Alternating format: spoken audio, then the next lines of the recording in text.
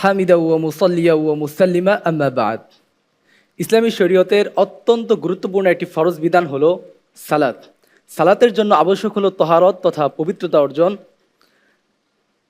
আর তহারতের একটি পদ্ধতি হলো অজু।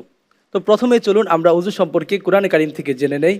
আল্লাহ তাআলা সূরা মাইদার 6 নং আয়াতে বলেন, ইয়া আইয়ুহাল্লাযীনা আমানু ইযা কুমতুম ইলাস সালাতি ফাগসিলু ওয়ুজুহাকুম ওয়া আইদিয়াকুম ইলাল মারাফিক ওয়ামসাহু বিরুউসিকুম ওয়া আরজুলাকুম ইলাল কাবাইন।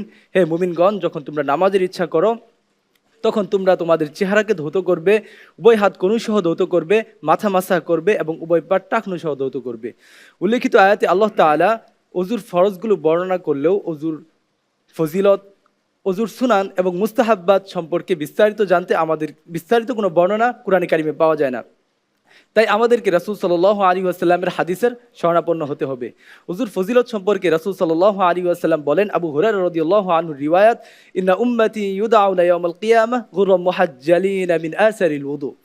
অর্থাৎ আমার উম্মতকে কিয়ামতের দিন ডাকা হবে এমত অবস্থায় তাদের অঙ্গগুলো অজুর প্রভাবে ঝলমল করতে থাকবে। এরপরে আমরা জানবো অজুর বিস্তারিত পদ্ধতি সম্পর্কে।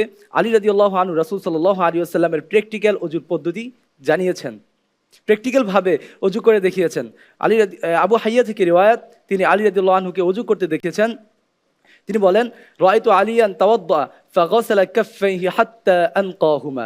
প্রথমে তিনি উভয় হাত ধৌত করলেন এবং হাত থেকে ময়লা পরিষ্কার করলেন।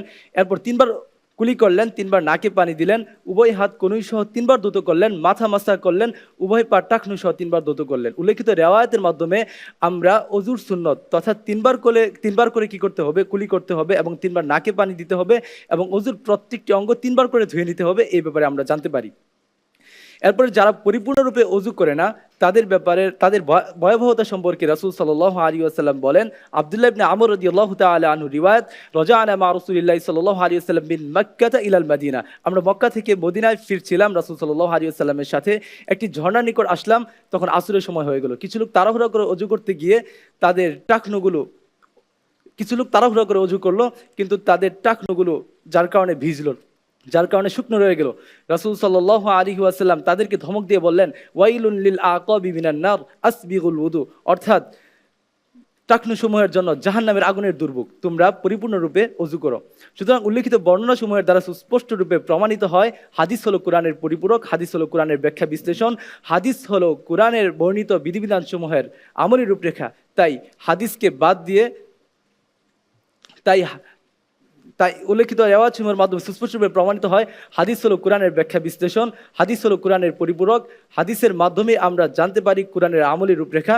সুতরাং আমাদেরকে কোরআন এবং হাদিস উভয়টিকে আঁকড়ে ধরতে হবে। আল্লাহ তাআলা আমাদেরকে কোরআন এবং হাদিস অনুযায়ী নিজেদের জীবনকে গঠন করার তৌফিক দান করুন।